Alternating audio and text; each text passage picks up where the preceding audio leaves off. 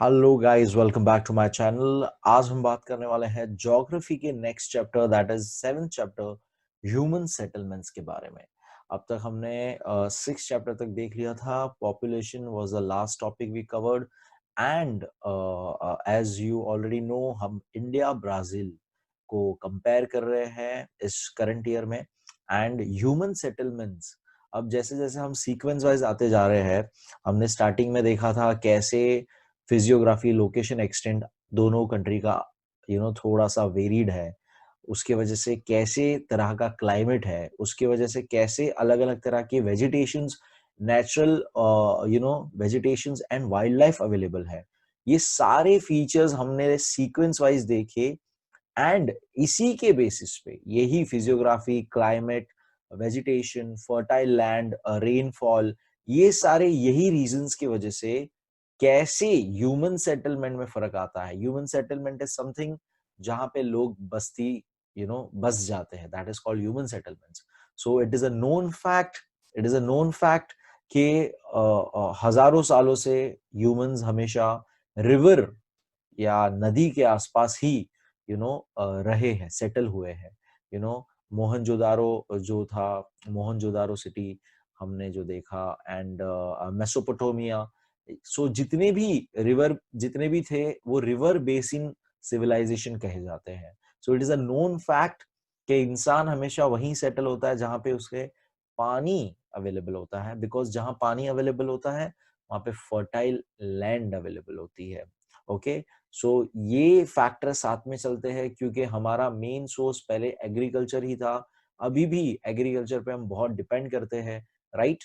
सो ये सारी चीजें देखेंगे और जैसे जैसे सेटलमेंट होती है कैसे हमारे लाइफस्टाइल में चेंज आता है, कैसे हमारे स्टैंडर्ड ऑफ लिविंग में चेंज आता है, ये सारा कैसे इम्पैक्ट होता है। So there is a thing called rural areas and urban areas. So what is urban areas? Urban areas are basically जो पूरी की तरह सिटी फॉर्मेट में हो चुके हैं, जहाँ पे लोग कॉन्सेंट्रेट हो चुके बहुत सारे, और सब लोग एकदम झुंड पूरा हो चुका है वहां पे। वो अर्बनाइजेशन होता है, वहां पे सारी फैसिलिटीज अवेलेबल है, वहां पे फ्लैट्स, बिल्डिंग सिस्टम्स बोलो, वैसा सिस्टम अवेलेबल है रहने का। सो वैसी चीज को अर्बनाइजेशन कहते हैं। सो ये एक हमारा मेन मुद्दा होने वाला है आज के लेक्चर का। So let's start, let's dive into the chapter. Text book, let me share the text book with you guys. And again, अगर आपने अब तक चैनल को सब्सक्राइब नहीं किया है तो जल्दी से सब्सक्राइब करिए। बहुत सारे प्यारे प्यारे एसएससी के वीडियोस मिलेंगे आपको इस चैनल में। As you can see the textbook, 7th chapter हमारा ह्यूमन सेटलमेंट्स। तो सबसे पहले ही वो लोग ने एक सैटेलाइट इमेज दे दिया है एंड हालांकि बहुत ही बुरा सा इमेज है ये। अच्छा, मैं थोड़ा सा इसे ब्लर, लोगों का बड़ा कंप्लेन था कि ये थोड़ा जूम कर दूं, तो let me zoom it out, बस जूम कर देता हूँ। अच्छा, I also want to tell you guys कि मैं एडिटिंग के टाइम वीडियो को एचडी फॉर्मेट में करता हूँ, लाइक ये शूट भी एचडी फॉर्मेट में होता है, लाइक जूम ऐप से जितना एचडी अवेलेबल है उतना, और एडिट भी लाइक फॉर्मेट भी एचडी का रहता है मेरा। So if you face the problem of blur image वगैरह जो है, वो दैट इज बिकॉज कि वो पीडीएफ ये जो है वो जूम जैसा कैप्चर कर रहा है, उस हिसाब से वो पहली बात ब्लर हो रहा है। सेकेंड थिंग, आप सेटिंग्स, वीडियो सेटिंग्स, यूट्यूब में आपके यहाँ पे नीचे वीडियो सेटिंग्स आते हैं, वहां पे आप सिलेक्ट करिए, आपके डेटा के अनुसार वो लो क्वालिटी का हो जाता है। तो आप अगर सिलेक्ट करोगे उसके अंदर अच्छा 720 HD ऐसा, सो क्वालिटी अच्छा हो जाएगा। ओके, एंड फिर भी अगर आपको पीडीएफ में रीड में प्रॉब्लम आता है, सो आप ऐसा कर सकते हैं, 2 टैब्स ओपन करके रखिए, जिसमें एक टैब में आप, एक ब्राउजर टैब में एक पीडीएफ, डाउनलोडेड पीडीएफ आपका जो है वो ओपन करके रखिए, दूसरे टैब में आप मेरा लेक्चर चालू रखिए। सो आप वैसे देख सकते हो, एक ही टाइम पे स्क्रीन शेयर कर सकते हो। और मोबाइल में तो इश्यू नहीं आता है, ये पीसी पे ही ब्लर हो सकता है क्योंकि स्क्रीन बड़ा हो जाएगा। मोबाइल में तो मैं खुद भी चालू करके देखता हूँ, वीडियो काफी परफेक्ट होता है एंड एचडी में अवेलेबल है वीडियो। तो वो थोड़ा सा आप काम करिए, सो वो प्रॉब्लम्स नहीं होगी। Okay, so as you can see the image, कोई खास इमेज ही इतना काइंड ऑफ अच्छा नहीं है बोल सकते हैं तरह से, फिर भी इट इज बेटर कि हम इसको पढ़ तो सकते हैं, we can study about it. So let's see what are the questions. हमें सबसे पहले तो बोला है कि identify the type of settlements. तो as you can see, let me mark on this, थोड़ा सा कुछ मार्क करता हूं। 7.1 ए जैसे कि आप देख सकते हो, 7.1 ए में आप देख सकते हो कि एक रिवर जैसा कुछ तो यहाँ पे है। आई आई एम गेसिंग यहाँ पे कुछ रिवर जैसा कुछ तो है। ओके, और जितना भी सेटलमेंट है इधर ही है, जितना भी सेटलमेंट है ये इतने में ही दिख रहा है मुझे। ओके, इतने में ही सेटलमेंट दिख रहा है। सो ये जो एक जगह पे फोकस्ड होता है, एक पर्टिकुलर जगह पे राउंड में फोकस्ड होता है, उसे न्यूक्लियस, जैसे हम सेल का हमने देखा था न्यूक्लियस जिसे बोलते हैं, तो ऐसे टाइप ऑफ सेटलमेंट को न्यूक्लिएटेड सेटलमेंट कहा जाता है, न्यूक्लिएटेड सेटलमेंट कहा जाता है। ओके, और जबकि यहाँ 7.1 बी में, इफ आई डोंट नो आप देख सकते हो कि नहीं, प्लीज पीडीएफ डाउनलोड करके आप एक अपना पीडीएफ देखिए, उसमें अगर ज्यादा बेटर आपको दिखेगा। यहाँ पे आप देखिए बहुत ही ज्यादा सेटलमेंट डिस्पर्स्ड है, डिस्पर्स्ड जिसे कहते हैं, फैला हुआ सेटलमेंट है। ओके, डिस्पर्स्ड है, दूर दूर दूर दूर आपको मिलेंगे, सब लोग दूर दूर मिलेंगे, जबकि यहाँ पे कॉन्सेंट्रेटेड है एक जगह पे।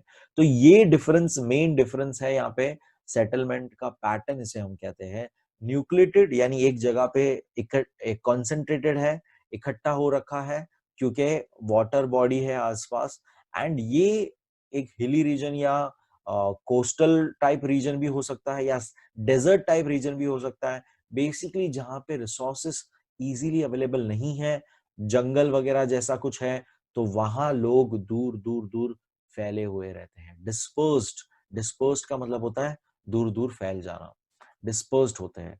सो ये हमने टाइप ऑफ आइडेंटिफाई कर लिया। First question, which one is new, अब उन्होंने ही कह दिया which one is nucleated settlement and why.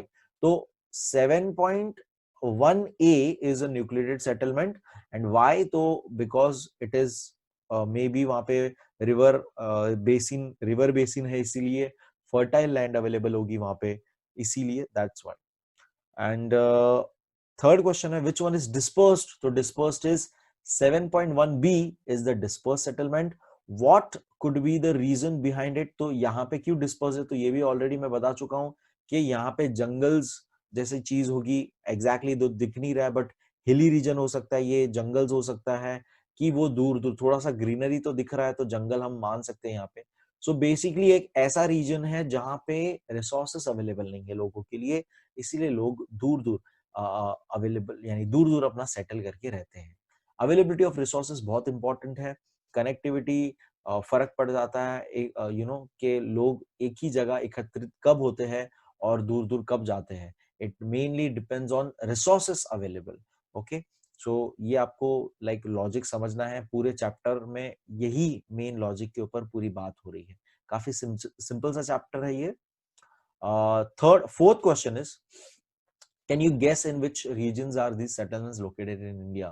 तो कौन सा रीजन हो सकता है, तो ये तो अगर न्यूक्लिएटेड है तो ये कोई अर्बन एरिया होगा, एंड रीजन एग्जैक्टली बोला जाए तो मेरे ख्याल से रिवर बेसिन रीजन ही हम बोलेंगे इसको, रिवर बेसिन रीजन होगा।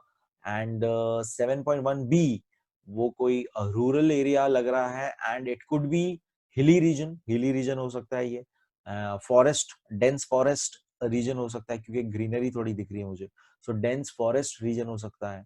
ओके, सो ये हम गेस कर सकते हैं। सो दैट वाज, पहली बात तो हमने रीड कर दिया। ज्योग्राफिकल एक्सप्लेनेशन के लिए नीचे थोड़ा सा करेंगे, लेट मी थोड़ा नीचे कर लेते हैं इसको अभी। ज्योग्राफिकल एक्सप्लेनेशंस क्या दिया हुआ इसके बारे में। In India, we can see a variety of settlement patterns given the variety of climatic factors, availability of water, slope of the land and level of development. तो एकदम सिंपल फर्स्ट लाइन में ही बता दिया कि इंडिया में किस किस कारणों की वजह से हमें अलग अलग तरह के सेटलमेंट्स देखने मिलेंगे, पैटर्न देखने मिलेंगे। तो क्लाइमेटिक फैक्टर्स याद रखना है आपको, मैं आपको स्टार्टिंग में बता चुका हूँ ये सारी बातें। अवेलेबिलिटी ऑफ वाटर, पानी, पीने के लिए पानी अवेलेबल होना चाहिए। तो ये समझना है आपको, अवेलेबिलिटी ऑफ वाटर यानी पीने का पानी, नॉट ओशन वाटर, वो हम पी नहीं सकते हैं। Okay, so availability of water जब मैं कहता हूं तो आपको समझना है पीने का पानी कहाँ पे अवेलेबल है, that is river, lakes. Okay, slope of the land यानी हिली रीजन होगा तो सीधी सी बात है वहां पे लोग कम सेटल्ड होंगे। एंड लेवल ऑफ डेवलपमेंट, और ये सारी चीजों से लेवल ऑफ डेवलपमेंट भी फर्क पड़ जाता है, कितनी कोई जगह डेवलप्ड है या नहीं। Nucleated settlements are found throughout the plateau region of Narmada Valley, paddy lands in Bihar, UP, Vindhya Plateau, and several other cultivated parts of India. So अब ये सारे regions के नाम अब आपको पता होने चाहिए, क्योंकि हम ऑलरेडी इनके बारे में पढ़ चुके हैं। हमने पहले के जो चैप्टर्स देखे थे उनमें ये सारे कहीं ना कहीं ये नाम से हम लोग आए थे। पैडी लैंड्स क्या है? Paddy lands basically, paddy is a crop, rice, rice जहां पे उगता है दैट इज पैडी। तो बिहार में राइस काफी उगता है, तो पैडी लैंड्स कहा गया है। तो ये सारा फर्टाइल एरिया है, ये सब जगह पे, नर्मदा तो रिवर का ही नाम है, तो ये सारी वो जगह है जहाँ पे अच्छा खासा पानी अवेलेबल है, रिसोर्सेज अवेलेबल है। सो ये सारी जगह पे हमें न्यूक्लिएटेड सेटलमेंट्स यानी कि लोग उस रिवर बेसिन वगैरह के आसपास जमा, कंसेंट्रेटेड मिलते हैं, न्यूक्लिएटेड सेटलमेंट कहा जाता है। On the other hand, dispersed settlements are found in tribal parts covering central part of India, eastern and southern Rajasthan, Himalayan slopes, and land with dissected and uneven topography. दूसरी तरफ dispersed यानी फैले हुए, दूर दूर तक लोग सेटल्ड है। वैसा कहाँ पे मिलता है? तो हमारे यहाँ पे ईस्टर्न सदर्न राजस्थान एरिया जो है डेजर्ट एरिया है, सीधी सी बात है। सेंट्रल पार्ट ऑफ इंडिया जो है, tribal parts of central part, जो इंडिया का सेंट्रल पार्ट जो है वहां पे, फिर हिमालयन स्लोप्स के यहाँ पे, एंड अनइवन टोपोग्राफी का मतलब बेसिकली वही होता है। टोपोग्राफी का मतलब टेरेन यानी कि लैंड वगैरह कैसा है, फिजियोग्राफी कैसा है वहां का।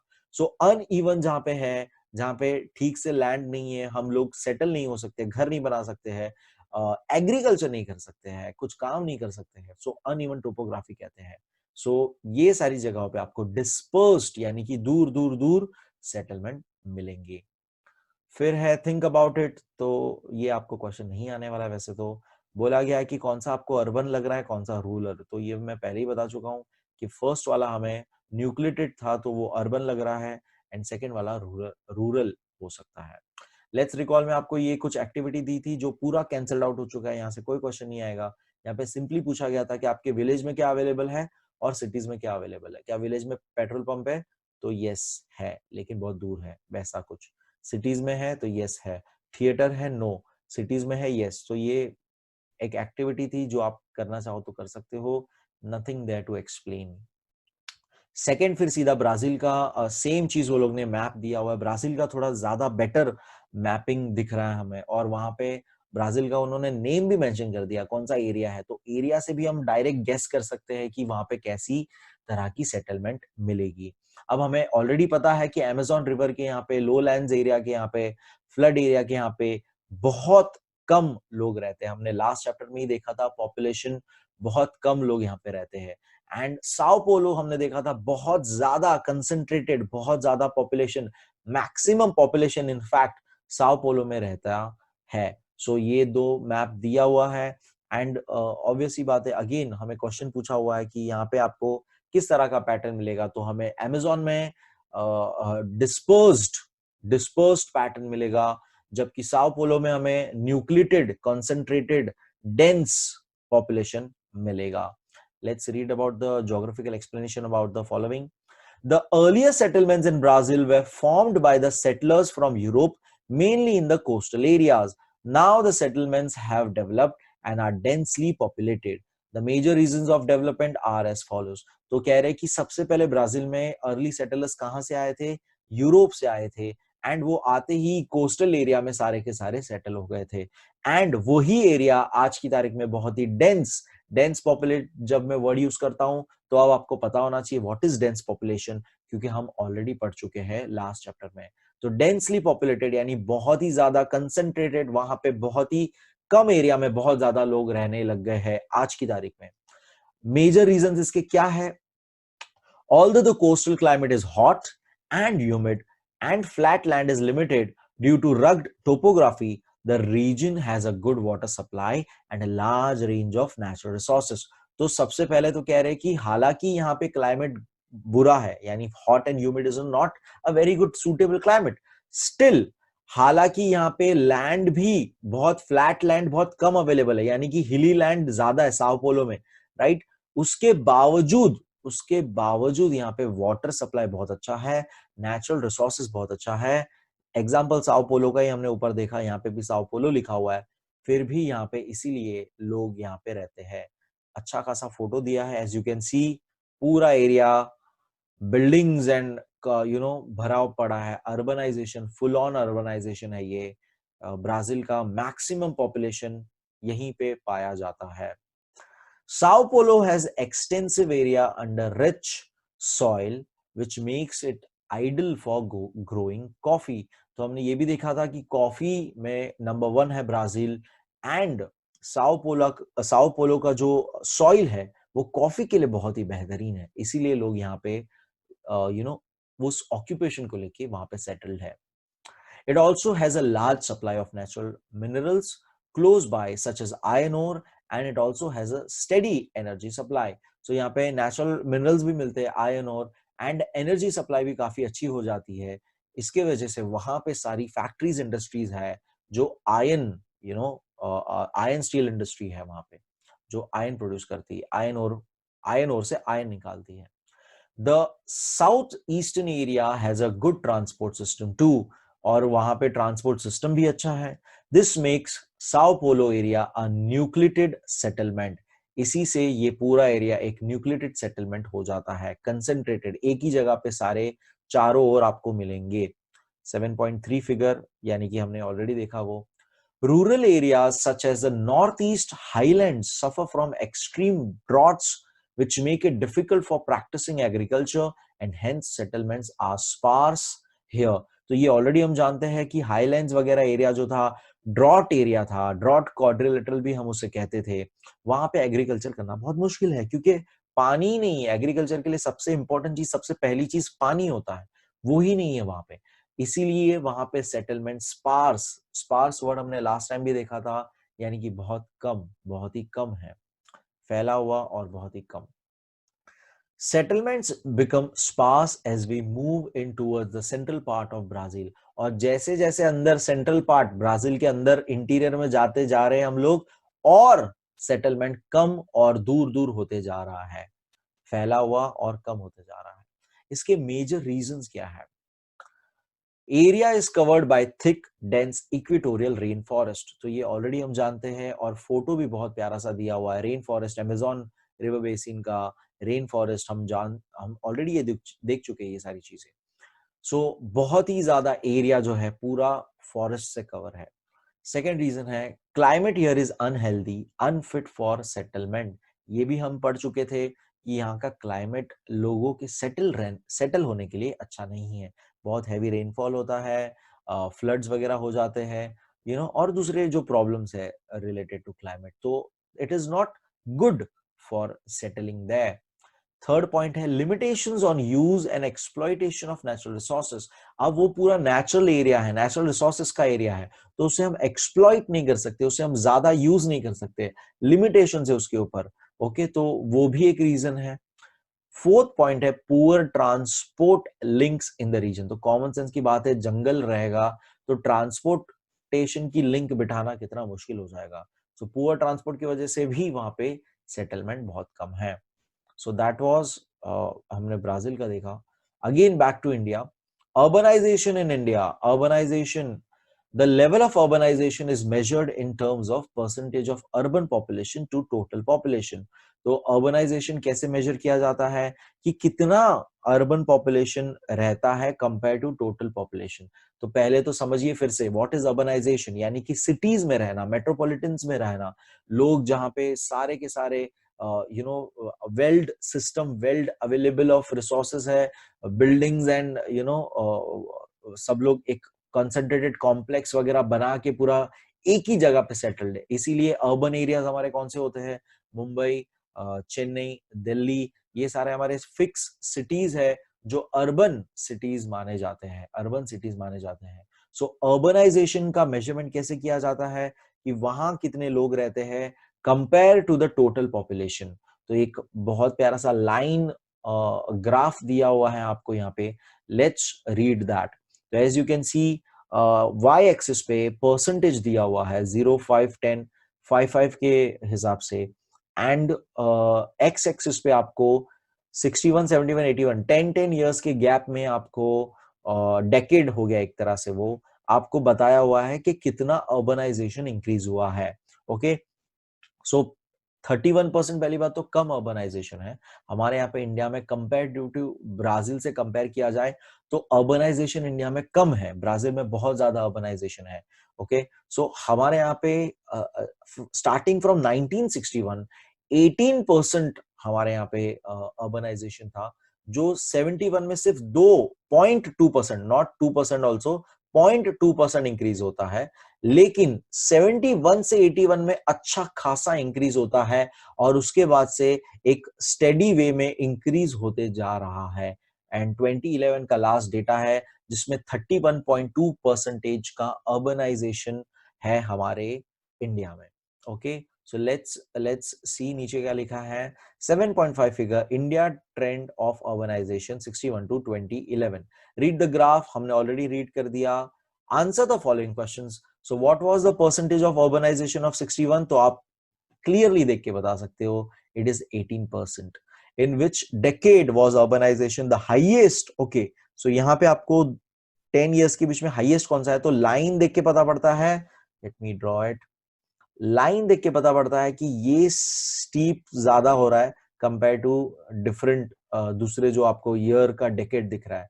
तो आई वुड से कि हाईएस्ट वाज 71 टू 81, 71 टू 81 में हाईएस्ट अर्बनाइजेशन हमने देखा।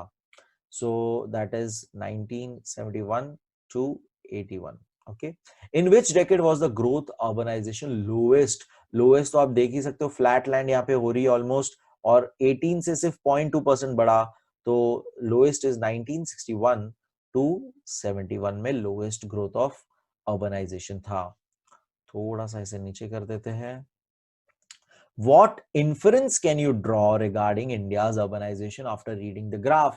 तो इससे आप क्या पता लगा सकते हो? तो सिंपल है, हमने रीड किया, इससे हम इससे यही बोल सकते हैं कि 61 से लेके 71 में कुछ खास ग्रोथ नहीं हुआ। 61 से अगर अभी का 2011 का देखें तो हम एक स्टेडी ग्रोथ तो चल रहे हैं, मेनली स्टार्टिंग आफ्टर 71 के बाद हमने एक अच्छा खासा ग्रोथ देखा है। एंड ये सारी बातें हम एक ये मैप देख के हम बता सकते हैं। ज्योग्राफिकल एक्सप्लेनेशन में वही बात फिर से हम पढ़ेंगे क्या है। It is clear from the above graph that the growth of urbanization India has been slow. तो ये ऑलरेडी स्लो चल रहा है, बहुत ही स्लो ग्राफ चल रहा है 10-10 सालों में अर्बनाइजेशन का। The level of urbanization in India in 2011 was, as you can see 31.2 लिखा है, लेकिन यहाँ पे वो लोग ने अलग से और फिगर दिया है 31.16%, which is quite low in comparison to developed countries. तो जब ये डेवलप कंट्रीज से कंपेयर किया जाए तो ये नंबर बहुत ही छोटा है। At the same time, the urban population is increasing. Expansion of the urban centers and emergence of new towns have played a significant role in the growth of urban population and urbanization in the country. हालांकि हम लोग और cities को urbanisation के कतार में लेते आ रहे हैं, और अर्बनाइजेशन कंट्री में हर जगह पे होते जा रहे हैं। स्मार्ट सिटीज का कंसेप्ट हमारे यहाँ पे आ चुका है, स्मार्ट सिटीज का कंसेप्ट आ चुका है। One of the smart cities I can name is Bhubaneswar. Bhubaneswar, if I'm not wrong. Bhubaneswar is one of the smart cities. तो गवर्नमेंट ने ये स्कीम निकाली थी स्मार्ट सिटीज का, तो जहां पे अर्बनाइजेशन बहुत ही अच्छा खासा बढ़ाने के लिए वो लोग ने ये कंसेप्ट निकाला था।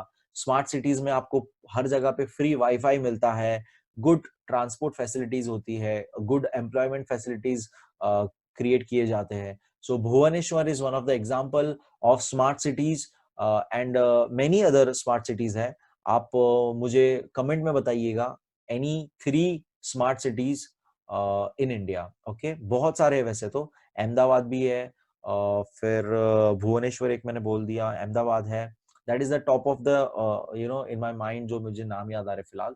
सो स्मार्ट सिटीज का कंसेप्ट वाज फॉर अर्बनाइजेशन को प्रमोट करने के लिए, ग्रोथ, ये पॉपुलेशन ग्रोथ जो हो रहा है उसको दूसरे और जो टाउन्स जो किसी ने सोचे नहीं थे ये टाउन भी डेवलप हो सकता है, वैसे टाउन में ये चीज को लाकर अर्बनाइजेशन करके डेवलपमेंट, ओवरऑल डेवलपमेंट कंट्री का करने के लिए. Okay, so now there are not like Mumbai ही सिटी है या दिल्ली ही सिटी या कोलकाता ही सिटी है.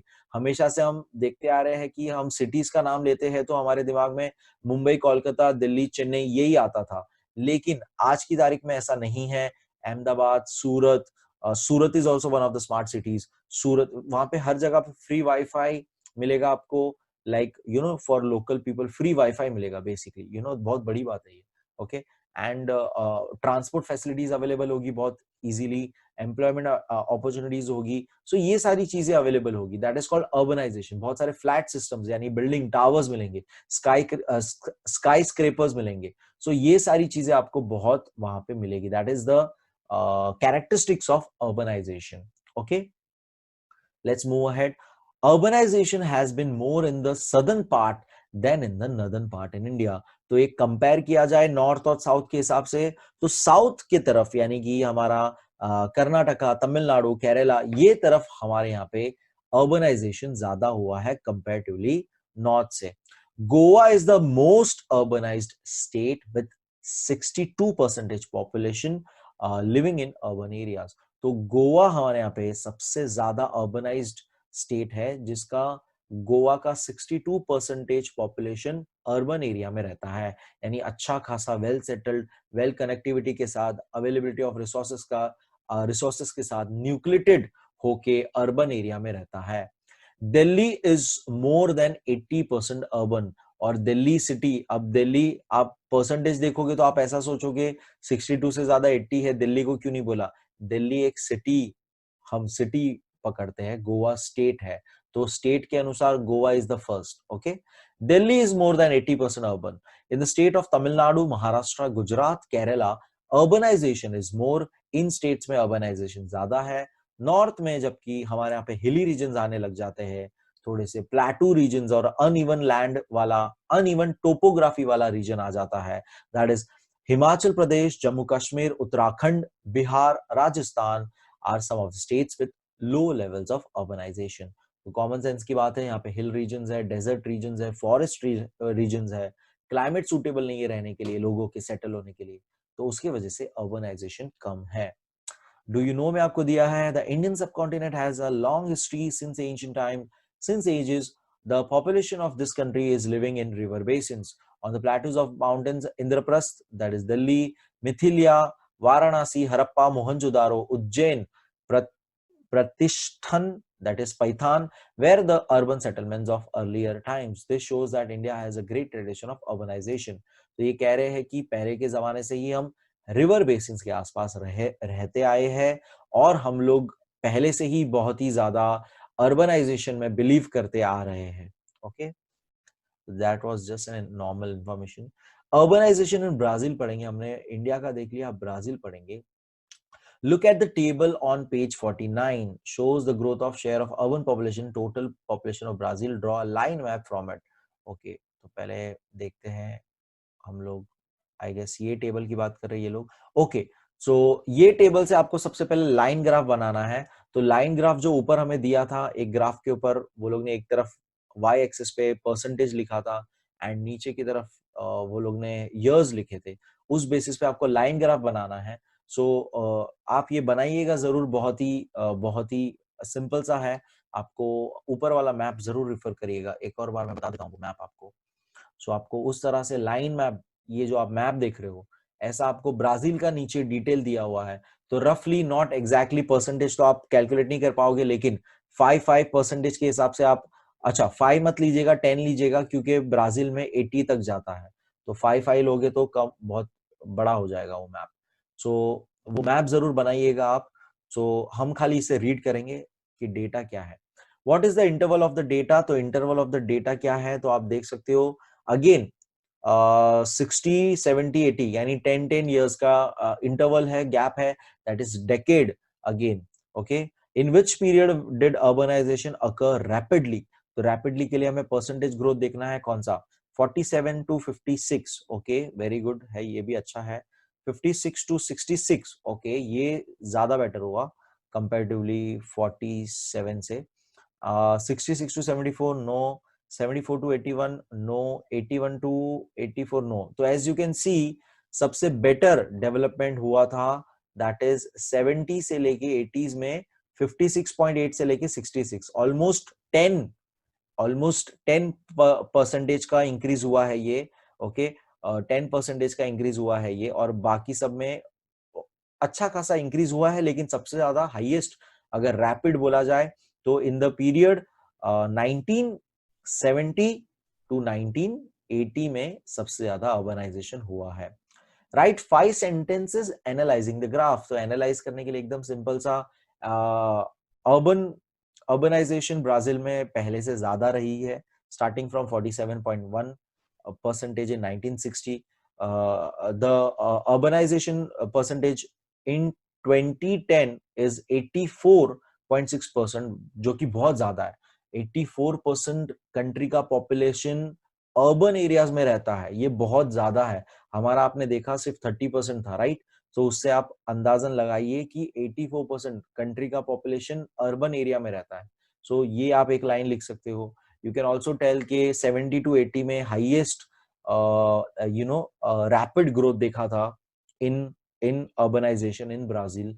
फिर लोएस्ट ग्रोथ की बात कर सकते हो, तो लोएस्ट के लिए आप देख सकते हो द नंबर इज 74 81 81 टू 84।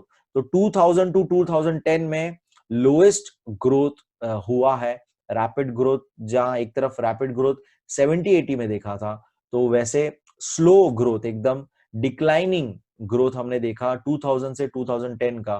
तो ये कुछ लाइंस आप लिख सकते हो एनालाइज करते हुए ग्राफ को। ग्राफ जरूर बनाइएगा, लाइन ग्राफ जरूर बनाइएगा। ओके, सो ये यहाँ पर ऊपर एक एक्टिविटी ये जो दी है, तो ये मैंने सोचा था ये मैं करके दिखाऊंगा। Give it a try, prepare a choropleth map. Choropleth map, अब आपको पता होना चाहिए what is a choropleth map. Colour वाला मैपिंग जो हम करते हैं उसे क्लोरोप्लीथ मैप कहते हैं। So I am gonna make this map. So let me open ये let me share a map with you guys. So as you can see, ये मैंने एक इंडिया का मैप लिया, थोड़ा सा इसे जूम कर देते हैं।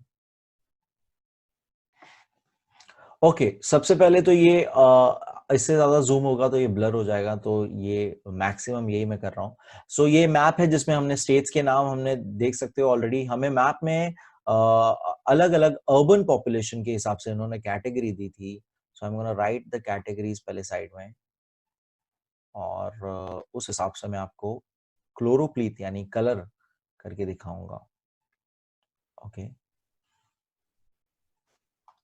सो categories are something 0 to 20, then 21 to 40 यानी 2020 के गैप से जा रहे हैं हम आगे, 41 to 60, 61 to 80 and 81 to 100।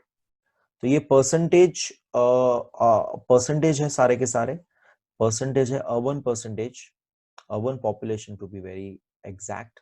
Urban population कितना है, एंड उसके सामने टेक्स्ट बुक में स्टेट्स दिया है कहाँ पे कौन सा है। ओके, तो I am just gonna mark the states.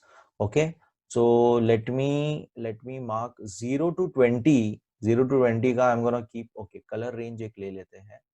तो लेट्स से 0 to 20 के लिए I am gonna take this violety colour थोड़ा सा। So this color will represent 0 to 20% वाला area. Okay, and फिर 21 to 40 के लिए कुछ bluish color, फिर 41 टू 60 के लिए थोड़ा डार्क ब्लू। आई होप आपको ये थोड़ा डिफरेंस ऑफ कलर दिख रहा होगा।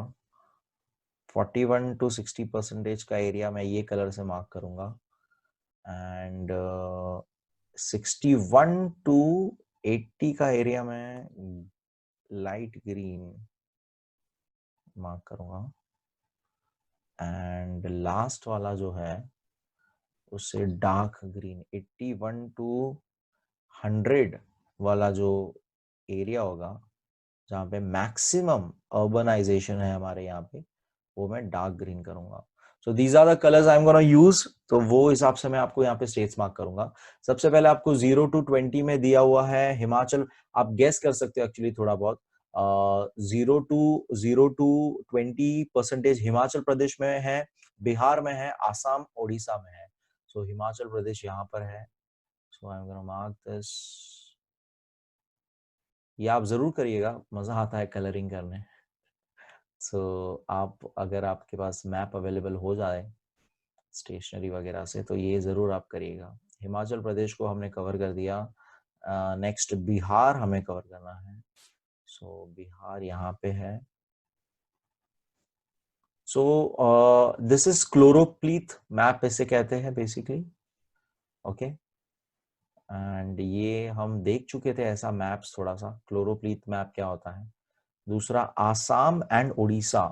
सो Assam is here somewhere as you can see. So ये जगह पे 0 to 20% अर्बनाइजेशन है, यानी बहुत कम हो गया ये। ओडिशा यहाँ पे है।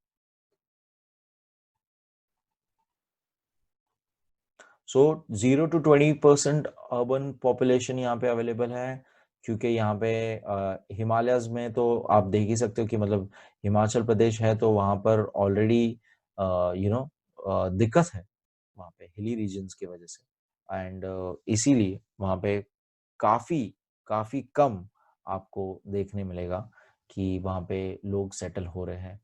सो ओडिशा, आसाम एंड बिहार ये जगहों पे भी कम अर्बनाइजेशन मिलेगा। रूरल पॉपुलेशन ज्यादा है यहाँ पर, रूरल पॉपुलेशन ज्यादा है यहाँ पे। ओके, अर्बन पॉपुलेशन कम नहीं है, ये समझना है आपको, अर्बनाइजेशन कम है। ये लॉजिक क्लियर हो जाए आप लोग को, ठीक है। अर्बनाइजेशन इज डिफरेंट, पॉपुलेशन कम नहीं है। ओके, बिहार में पॉपुलेशन कम नहीं है, वहां पे लोग अर्बन यानी सिटी की तरह नहीं रहते हैं। लोग वहां पे रूरल गांव जैसा जो होता है वैसा रहते हैं। तो ये लॉजिक थोड़ा सा एक कंफ्यूजन ना हो आप लोग को। नेक्स्ट हमारा 21 to 40 के लिए हम लोग ये कलर लेने वाले हैं। लेट्स, ओके ये दूसरा कलर है। ओके, ये कलर लेने वाले हैं। 21 to 40 के लिए आपको बहुत सारे हैं। मेघालय, उत्तर प्रदेश, अरुणाचल प्रदेश, छत्तीसगढ़, झारखंड, राजस्थान। ओके चलो एक एक करते जाते हैं। मेघालय सबसे पहले। मेघालय में 21 to 40% area is urbanised, population is in under urban area. Uttar Pradesh बहुत ही हमारा लाइक बहुत ही ज्यादा पॉपुलेटेड, अगर आपको याद होगा 20 करोड़, 20 करोड़ पॉपुलेशन है जिसकी, जो ब्राजील ब्राजील कंट्री की पूरी जो पॉपुलेशन है वो पूरी है इसके अंदर, उत्तर प्रदेश में सिर्फ हमारे यहाँ पे। सो वो पूरा वहां पे कितना अर्बन एरिया है, वहां पे पॉपुलेशन कितना सिटी टाइप लाइक बेसिकली रहता है, तो 21 से 40% जो लोग हैं वहां पे सिटी टाइप में रहते हैं। उत्तर प्रदेश, उत्तराखंड भी है तो ये भी पूरा सेम कलर्ड हो जाएगा। मेरे ख्याल से हरियाणा भी इसी में आएगा। झारखंड, छत्तीसगढ़, सिक्किम, बहुत सारे इसके अंदर। सो सिक्किम वगैरह सब कवर करते जाते हैं हम यहाँ पे। झारखंड यहाँ पे आ गया। अब मैं थोड़ा सा लाइक एक तरह से ऊपर ऊपर से कर रहा हूँ ताकि फास्ट हो जाए थोड़ा। कश्मीर वगैरह, ओके कश्मीर, जम्मू कश्मीर भी 21 से 41% population is urban population in Jammu Kashmir, याद रहे। हालांकि आप ऐसा सोचोगे कि हिली रीजन है तो नहीं, लेकिन वहां पे अर्बन पॉपुलेशन है, मतलब अच्छा खासा लोग वेल सेटल्ड न्यूक्लिटेड रहते हैं घरों में अच्छे से, that is urban population. So okay, Nagaland Manipur, यहाँ पे थोड़ा ये कवर कर लेते हैं। नागालैंड मणिपुर, आंध्र प्रदेश, ओके, अरुणाचल प्रदेश भी है। सो this is also going into same colour. Chhattisgarh बाजू में ही था हमारे यहाँ पे, झारखंड और उड़ीसा के। फिर Madhya Pradesh and okay, Uttarakhand, west Bengal, west Bengal ये रहा बाजू में ही हमारे। कर्नाटका, हरियाणा, पंजाब, ओके, तो ये पूरा चला जा रहा है। ये मैक्सिमम, जैसे कि देख सकते हो, मैक्सिमम कलरिंग 21 टू 40%, 21 टू 40% का जो हमारा एरिया है, वो लोग जो है वो इस पर्टिकुलर स्टेट्स में 21 टू 40% अर्बन स्टाइल में रहते हैं, अर्बन एरियाज में रहते हैं। यहाँ पे एक्चुअली पूरा मिजोरम, नागालैंड ये पूरा कवर ही हो चुका है यहाँ पे तो, okay. And Andaman Nicobar islands तो फिलहाल दिख नहीं रहा है यहाँ पे, बट वो अंडमान निकोबार आइलैंड्स कहीं पे यहाँ पे है, तो यहाँ पर भी हमारा अर्बन पॉपुलेशन आता है, ओके। हरियाणा, पंजाब मैंने मार्क कर दिया है। आंध्र प्रदेश एक है बड़ा सा, तो उसे मार्क कर देते हैं। आंध्र प्रदेश भी 21 टू 40 के अंदर आता है, 21 टू 40 के अंदर आता है, ओके। सो मैक्सिमम इसमें जितने दिए थे मैंने मार्क कर दिए। ओके, नाउ 41 टू 60 का देखेंगे, 41 टू 60 का देखेंगे, दैट इज थोड़ा सा डार्क ब्लू कलर देखेंगे।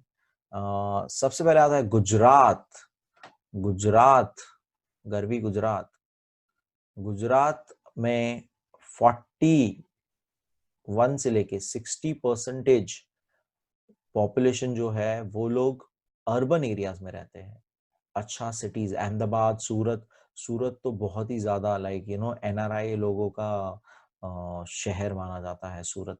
अहमदाबाद वगैरह बहुत ज्यादा अब डेवलप हो चुका है, पहले जैसा अब नहीं रहा वो अहमदाबाद, सूरत। सो गुजरात, महाराष्ट्र। महाराष्ट्र भी आप जानते ही होंगे, मुंबई की वजह से ही ये ज्यादा पूरा अर्बनाइज्ड एरिया माना जाता है, पहली बात तो ये। नागपुर, ये सारे जगह भी अब बहुत अच्छे खासे, नासिक, नागपुर वगैरह भी काफी डेवलप हो चुका है महाराष्ट्र में। पुणे। सो आप लोग भी, आई गेस आप लोग भी, बहुत लोग महाराष्ट्र से बिलोंग करते हो। Late me know in the comment section, मुझे ये बहुत पहले से पूछना था, मैं भूल जाता हूँ every time. Late me know in the comment section, आप लोग कहाँ से बिलोंग करते हो, महाराष्ट्र में, अलग अलग जगह से, या इंडिया में कहाँ से भी बिलोंग करते हो। Do let me know in the comment section, okay. So Maharashtra हमारा हो गया। फिर केरला, तमिलनाडु, तो ये नीचे का हमने देखा ही था, केरला तमिलनाडु साथ में है। इसको जल्दी से कलर कर लेते हैं। So that is 41 to 60% of the state population living in urbanization.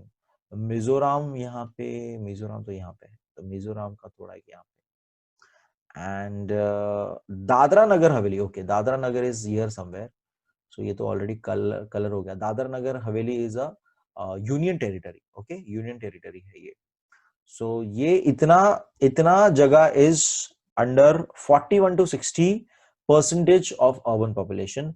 Next है 61 टू 80, यानी ज्यादा, तो ये हम तो जानते हैं कि दिल्ली और गोवा इसके अंदर आता है, ये हम ऑलरेडी बात कर चुके हैं, दिल्ली और गोवा इसके अंदर आता है। सो दिल्ली यहाँ पे कहीं पे कवर हो गया रहेगा, तो दिल्ली को, okay, I am thinking to, okay, Delhi green, I hope दिख रहा है आपको ये। गोवा भी यहाँ पे थोड़ा कवर हो गया, तो गोवा ये रहा। दिल्ली, गोवा, पौंडीचेरी, पौंडीचेरी भी यहाँ कहीं पे है, जो कि मेरे ख्याल से ये रहा, कवर हो गया है।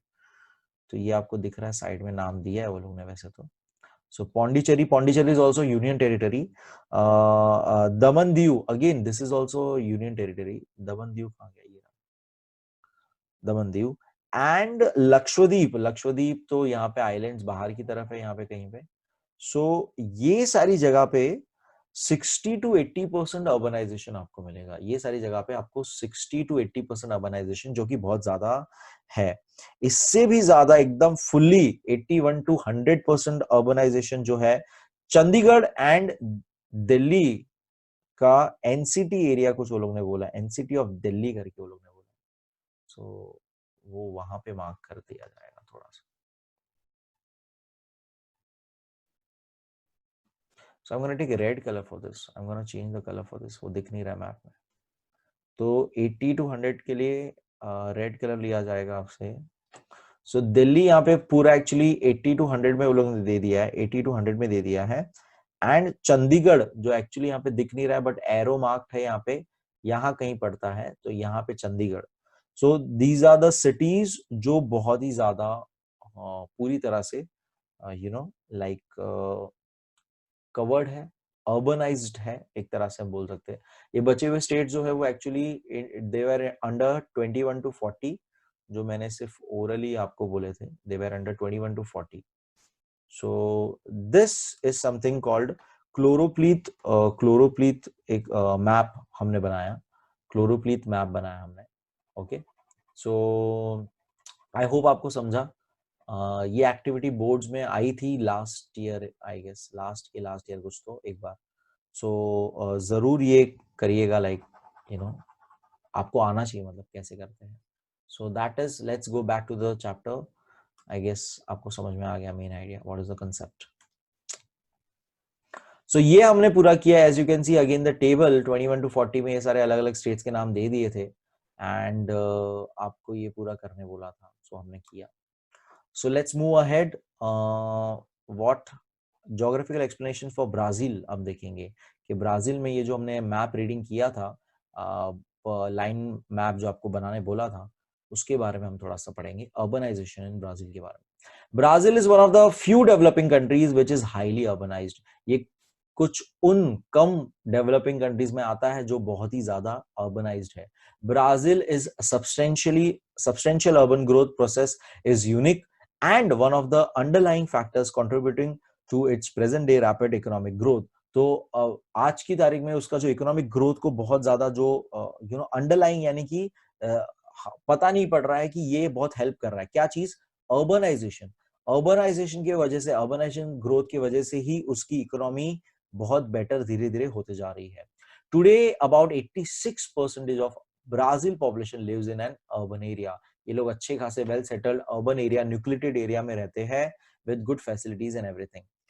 Definition of urban is not very clear in Brazil. Urban का डेफिनेशन ब्राजील में बरोबर क्लियर नहीं है। In Brazil rapid urbanization happened mainly in the south and southeast with Sao Paulo emerging as a major metropolitan and industrial area. Looking at this growth in few parts of the country, the government is promoting Go West policy, which will reduce pressure on few areas where population is concentrated and will reduce regional imbalance in the country. तो अब पूरा बात कर रहे हैं कि south side में जहां पे साओ पोलो आता है, बेसिकली साउथ ईस्ट साइड में जहां पे आता है, वहां पे स्टार्टिंग से ही इतना ग्रोथ हो चुका है एंड मैक्सिमम पॉपुलेशन वहीं पे है, मैक्सिमम पॉपुलेशन वहीं पे है पूरा का पूरा। सो गवर्नमेंट ये कह रही है गो वेस्ट, मतलब ईस्ट की तरफ हो तो ब्राजील में टूवर्ड्स वेस्ट सेंट्रल तरफ आप जाइए, टूवर्ड्स अमेजोन वगैरह वो तरफ जाइए, रहने का उस तरफ चालू करिए। वैसे हमारे यहाँ पे इंडिया में गो टू द विलेजेस नाम का पॉलिसी गवर्नमेंट प्रमोट करने की कोशिश कर रही है और स्मार्ट सिटीज का कंसेप्ट ला रही है, जहां पे वो रैंडमली ऐसे टाउन्स पिकअप कर रही है जो रूरल से थोड़े पास है एंड वहां पे इजी डेवलपमेंट के ज्यादा चांसेस है, तो वहां पे बेटर डेवलपमेंट कर रही है। तो गवर्नमेंट ने वहां पे गो वेस्ट पॉलिसी किया है ताकि इम्बैलेंस जो हो चुका है कि एक जगह पे इतने लोग अवेलेबल है कंसंट्रेटेड और बाकी पूरा इतना लैंड वेस्ट पड़ा है, वहां पे कोई रह नहीं रहा है, तो वहां पे लोग जाए ताकि रिसोर्सेस का प्रेशर एक जगह पे सिर्फ ना पड़े, ऐसा।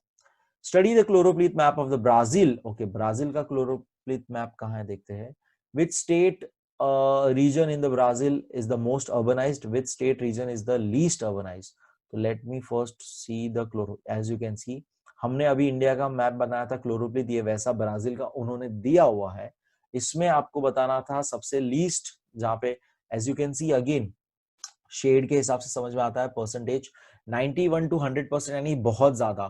तो सबसे ज्यादा आपको मिलेगा साओ पोलो, रायो डी जेनेरो, ये जगहों पे सबसे ज्यादा अर्बन पॉपुलेशन है। सबसे लीस्ट आपको मिलेगा 51 to 60, वो कलर देखिए, पारा, पारा या पैरा पता नहीं क्या बोलेंगे इसको, पारा रीजन जो है, पारा स्टेट जो है इनका, एंड मैरन मैरनहुआ, पता नहीं इसका प्रोनाउंसिएशन भी क्या होगा।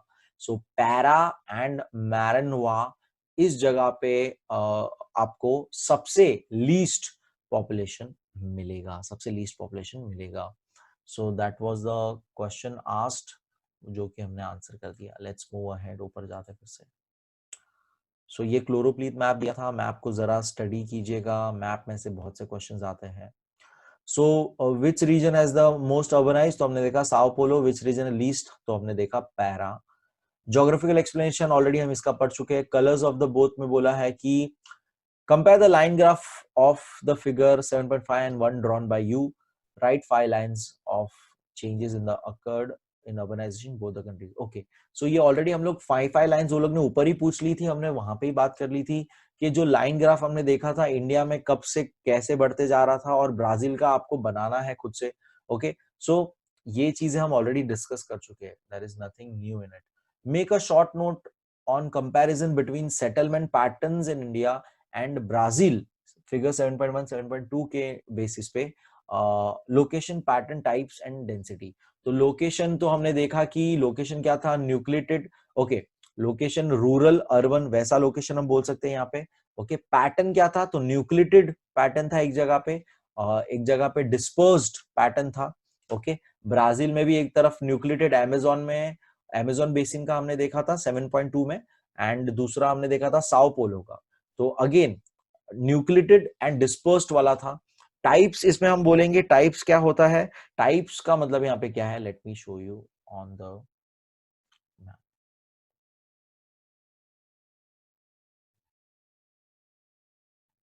टाइप्स मतलब वो किस तरह का शेप फॉर्म करता है, उसे टाइप कहा जाता है एक्चुअली। तो मैप में ये जो मैप है, तो ये जो है साओ पोलो का है। तो ये जो हम पूरा उसके आसपास लोग रहते हैं, पूरा उतना पूरे रीजन के आसपास पूरा उतने रहते हैं। न्यूक्लिएटेड है तो सर्कुलर टाइप हम इसको बोल सकते हैं। ओके, फिर जो अगर अमेजोन बेसिन के पूरे लाइन में ऐसे लोग रहते अगर जाते हैं, तो उसे लीनियर टाइप हम कहेंगे, लीनियर टाइप कहेंगे। तो ये टाइप्स होता है। सो उस तरह से आपको टाइप्स लिखने हैं। हमारा 7.1 के लिए ऊपर का, एक सेकेंड थोड़ा वो भी देख लेते हैं, इंडिया का जो था बेसिकली। अगेन न्यूक्लिएटेड है तो सर्कुलर टाइप बोलेंगे, न्यूक्लिएटेड है तो circular, let me draw it. Nucleated है तो सर्कुलर टाइप बोलेंगे, ये सर्कुलर टाइप होता है। और ये देखो ऐसे जा रहा है एक तरह से लाइन की तरह, अगर ऐसे जा रहा है तो इसे लीनियर लीनियर कहते हैं। तो ये टाइप्स बेसिकली वो पूछ रहे थे, तो हमने टाइप्स भी बता दिए, डिस्पर्स्ड, न्यूक्लिएटेड, सर्कुलर, ये सारे टर्म्स आपको याद रखने हैं। Again let's go back to the topic. और दूसरा आपको डेंसिटी पूछी थी, तो डेंसिटी आपको कॉमन सेंस है, अर्बन एरिया है, न्यूक्लिएटेड एरिया है मतलब हाई डेंसिटी है, एंड अगर रूरल एरिया है और डिस्पर्स्ड डिस्पर्स्ड अगर है, इट मींस लो डेंसिटी है। डेंसिटी यानी पॉपुलेशन कितना गाढ़ा, यानी हम लोग ये लास्ट चैप्टर में कर चुके हैं, तो ये आपको पता होना चाहिए। सो डेंसिटी था लास्ट टॉपिक, तो हमने वो ऑलरेडी बता दिया। लोकेशन तो वो कौन से लोकेशंस थे, it could be river basin, river basin था एक, तो दूसरा तो सिटी था, साओ पोलो तो पूरा सिटी था exactly, right. So location coastal, Sao Paulo is a coastal area, so coastal region आप बोलोगे वहां पे। सो ये लोकेशंस हो गए। Next give it a try में आपको अगेन आप देख सकते हो एक सैटेलाइट इमेज दिया है, पूरा ऊपर से हिल लेयर्स आपको दिख रहे होंगे। I don't know if you can figure it out, but layers दिख रहे होंगे, it means it is a mountain hill, और उसके फुट हिल्स में ये आपको एक तरफ सेटलमेंट दिख रही होंगी। Late me mark the settlements at least, ये सेटलमेंट्स आपको दिख रही है यहाँ पे थोड़ी बहुत। ओके, सो ये इधर से माउंटेन ऐसे नीचे की तरफ जा रहा है। ओके, यहाँ पे भी कुछ वैसा ही रीजन लग रहा है, माउंटेन रीजन है जो नीचे की तरफ जा रहा है। एकदम टॉप से ऊपर से देख रहे हैं हम लोग, एकदम टॉप से देख रहे हैं, तो वो आप बेसिकली हिल हम पता नहीं कर पा सकते इसके अंदर कि हिल कैसा है। ओके, सो ये क्या है, let's read that. Observe the two satellite images, describe the settlement. तो सेटलमेंट को डिस्क्राइब करें विद रिस्पेक्ट टू फिजियोग्राफी। तो हिली रीजन है, फुट हिल्स में सेटलमेंट है, न्यूक्लिएटेड है एक जगह पे। ओके, और डिस्पर्स भी बोल सकते हैं, यहाँ पे थोड़ा थोड़ा दूर भी जा रहे हैं लोग। Consider the physiography, where could this settlement be located. तो फिजियोग्राफी देख के तो लग रहा है हिली रीजन ही है ये। Find out the settlement pattern and limitation respect to the future growth. तो पैटर्न तो यही बोल सकते हैं कि एक तरफ न्यूक्लिएटेड लग रहा है, दूसरी तरफ थोड़ा सा डिस्पर्स भी लग रहा है। फ्यूचर ग्रोथ का यही बोल सकते हैं कि ज्यादा स्कोप नहीं है, क्योंकि हिली रीजन है, तो हिली रीजन में ज्यादा स्कोप नहीं होता है। तो ये बस नॉर्मल सा गिव इट अ ट्राई था। कुछ आई गेस हमारा चैप्टर खत्म हो गया है।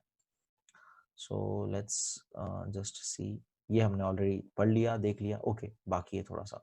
As you can see from the map, urbanization has occurred more in the coastal states. तो ऊपर हम देख सकते हैं, यहाँ पे लेट मी थोड़ा सा ऊपर, यहाँ पे देख सकते हो maximum coastal south east region है ये, इसीलिए उनकी पॉलिसी क्या है, गो वेस्ट पॉलिसी है। सो कोस्टल रीजन में ज्यादा अर्बनाइजेशन देखने मिल रहा है हमारे यहाँ पे, यानी ब्राजील में। Coastal states, that the states in the interior of the country more than the, तो इंटीरियर से ज्यादा कोस्टल में आपको मिलेंगे। स्टेट्स लाइक साओ पोलो, गुआयास पता नहीं क्या है ये, Manas गेराइस have more urban population than states in the north, as population is less in Amazon basin and Brazilian highlands. Urbanization is also less in this part. Manaus is a port on the confluence of the Negro and Amazon. तो Negro river का नाम है, हम पहले भी देख चुके थे, अमेजोन। तो वहां पे एक पोर्ट है मनाउस। तो let's see where is Manaus, Amazon के यहाँ पे। तो हाँ, वहां पे पोर्ट है, इसलिए वहां पे उतना सा पार्ट आप देख सकते हो। पॉपुलेशन, आई मीन टू से अर्बन पॉपुलेशन वहां पे ज्यादा है, क्योंकि ये पोर्ट है। यहाँ पे नेग्रो एंड अमेजोन रिवर का मर्ज है, तो ये एक पोर्ट है। तो यहाँ पे आप देख सकते हो कलर थोड़ा सा चेंज्ड है, तो यहाँ पे अर्बनाइजेशन हुआ है, ऐसा वो बता रहे थे। तो ये एक अलग से थोड़ा सा याद रखना, क्योंकि एक अलग से उन्होंने स्पेसिफाई किया हुआ था। तो ये आप याद रखना। In this part, okay, urbanization has occurred here. तो वही बात मैंने आपको ऑलरेडी बोली कि यहाँ पे अर्बनाइजेशन हुआ है। So that was the end of the chapter. Chapter खत्म हो गया हमारा। बहुत ही सिंपल सा चैप्टर था एक्चुअली। आपको लॉजिक समझना है कि कहाँ पे अर्बनाइजेशन हो सकता है, कौन से रीजन में अर्बनाइजेशन हो सकता है। एंड मेन इस चैप्टर में आपको देखो मैप रीडिंग वगैरह आपको आना चाहिए, ग्राफ वगैरह बनाने आना चाहिए। तो ये लाइन ग्राफ जरूर बनाइएगा ये देख के। And share the video, subscribe to the channel, and thank you so much.